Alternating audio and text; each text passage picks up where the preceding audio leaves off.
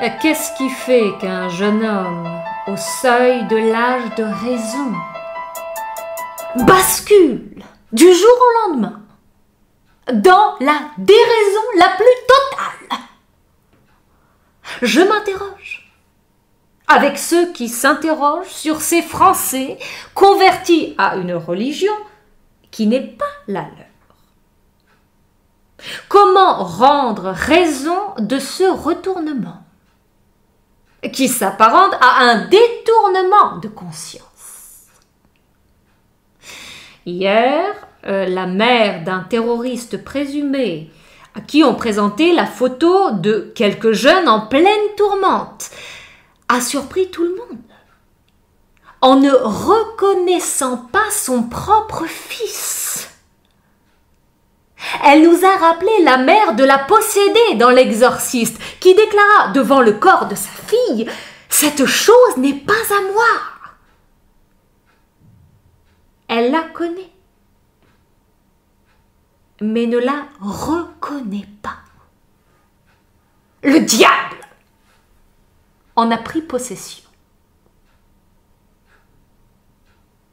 Ce qui étonne l'opinion du plus grand nombre, ce n'est pas la conversion à une religion aussi radicale, à une doctrine aussi fondamentale, mais de voir de jeunes gens se lancer à l'assaut de leurs anciennes demeures.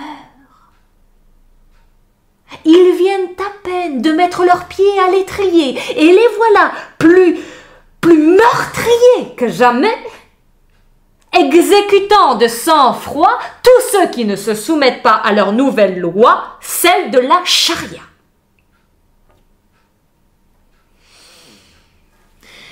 Quelles sont les raisons de cette étrange recrudescence de tous ces Français qui quittent la France?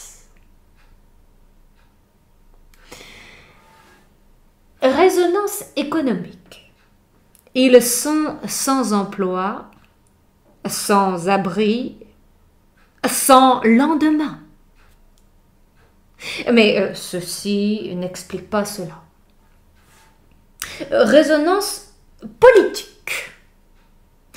Ils veulent changer un monde où ils ne se sentent plus chez eux. Mais en découvrant que leur monde ne veut pas changer, ils changent de monde d'une manière cruciale. Mais ceci n'explique pas cela. Résonance éthique. Le ciel de nos valeurs ne leur présente que des valeurs toutes relatives, qui leur ont laissé le champ libre pour choisir un tout autre ciel avec une seule et unique valeur, l'absolu. L'absolu qui libère pour de vrai, et y compris de la liberté. Mais ceci n'explique pas cela. Résonance psychologique. Ceux qui se jettent dans la gueule du loup ne sont pas faibles d'esprit, mais fous de Dieu.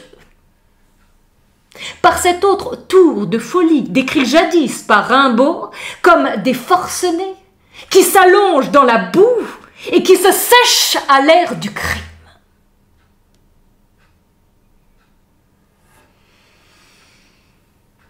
Mais ceci n'explique pas cela. Résonance sociologique. Le marketing islamique a de beaux jours devant lui, parce que nos enfants se sentent de plus en plus démunis, de moins en moins unis.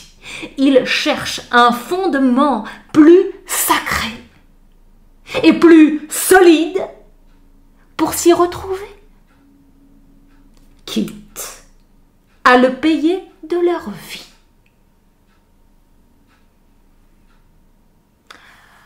Cela explique sans doute ceci, que ce n'est pas l'islam qu'il faut stigmatiser, c'est notre vision du monde qu'il faut réviser. De fond,